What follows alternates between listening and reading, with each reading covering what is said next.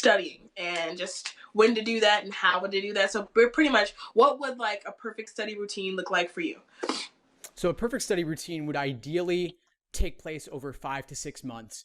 Most people only want to invest 2 to 3 months, but the LSAT is worth the investment. It is important enough. You think about it, you earn your undergraduate GPA over the course of 3 to 5 years, but the LSAT's more important. So it's certainly worth investing more than 2 to 3 months alone.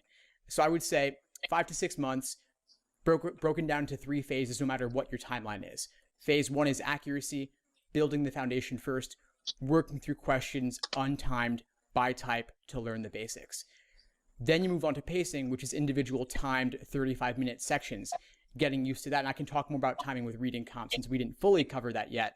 I do want to mention that too. And then finally, endurance, which is doing full-length 5-section timed exams. In the lead up to test day, I'd recommend doing at least 10 of those to really simulate test day conditions, what test day will be like for you. Gotcha. So to speak about the reading comp timing, one thing I wanted to share a few strategies for you on that. Please. Since you mentioned it was an area of concern. You want to get your reading speed up. That's the biggest thing I could say. You can do things in all the different orders that you want to, but ultimately you have the 35 minutes. You want to get to as many questions as possible and get them right. So there are a couple of tools I want to mention for you. One of them is a site called phrasereader.com. You can basically copy paste text into a little field and it'll display it for you at different speeds. So maybe right now you're good at reading like 200 words per minute or 300 words per minute. But for the LSAT, if you could get it up to 400 words per minute and double the time the speed at which you can read, you could take, rather than taking 4 minutes to read the passage, you could take 2 minutes to read the passage and then take those 2 minutes and apply them to the questions. So drilling yourself to get your reading speed up, getting it faster. Of course, we're not used to reading this sort of dense text. We're used to reading maybe listicles online or just magazines and things like that. That's normal. People don't read as much as they used to anymore with the web and everything, but it's really important. And these passages are written to be complex and confusing. And so if you can just drill and train yourself to read faster, that'll make a big difference for you. Gotcha. Yeah. And I've tried that. I've tried to use The Economist. Nice. Yeah. Those I bought the magazines and I'm like, man, oh my goodness. That's great. You could also take The Economist and you could take that and copy paste it into this site also and drill yourself with that. It's one thing to just kind of read it passively, but to have it displayed at you like you're on a reading treadmill to force you to keep up is really valuable. Gotcha. Then to change gears with another reading comp timing thing I would say is the students who do the best on reading comp, they mark very little or not at all. It takes time to write down notes. It takes time to read things. And so highlighting, underlining, circling, I think all of it's just pretty much a big waste of time, honestly. If you want to jot down a couple of quick little summaries for each paragraph, that's great, but I wouldn't do more than that. Gotcha. Okay. Gotcha. And why is that? Well, it takes time. You have 8:45 on average per passage.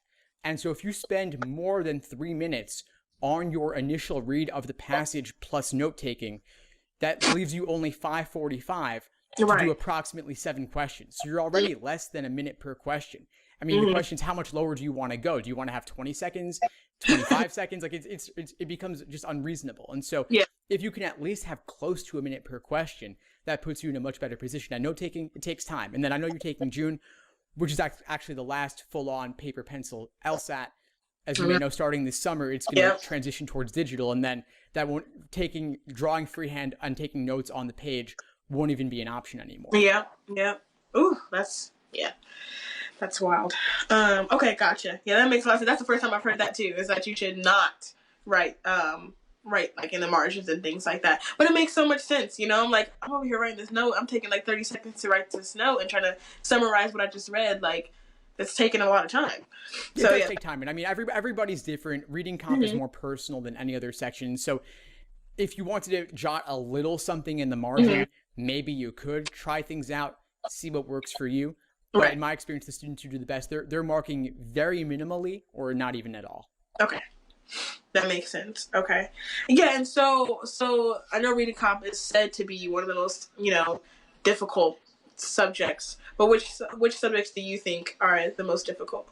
I think reading comp is the most difficult to improve on significantly. And that's because you've been reading for your entire life. Habits are ingrained.